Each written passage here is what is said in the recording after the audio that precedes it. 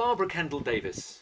You are also publishing a book entitled Moonlight and Roses, Your Memories of Wartime in Your Childhood, and your parents' story and how they met.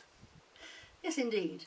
They met in 1934 when a pianist broke his thumb and my mother was brought in to play for my father, who was a singer. And they married in 1936, had a few years of peace, but then of course war broke out in 1939 and my father was sent with the British Expeditionary Force to northern France.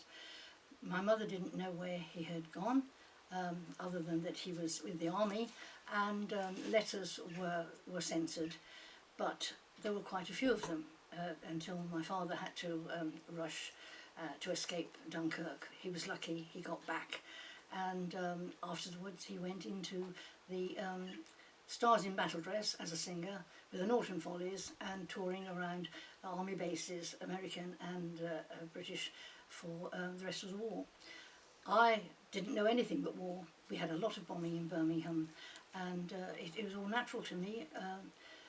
Tragedies and a lot of disruption and disaster, but somehow people kept their spirits up, and it was a time of great suffering, of deprivation, but the spirit was strong, and now we need that spirit as we're going through this pandemic.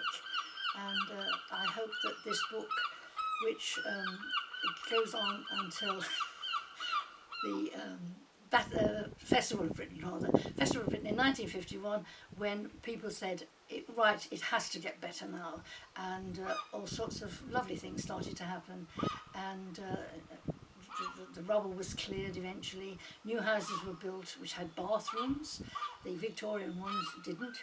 The back-to-backs were very, very rough, but now people were moving out into country areas, new places being built, and we all had this great sense of optimism, and we've got to keep that because it's important if things are going to improve at all.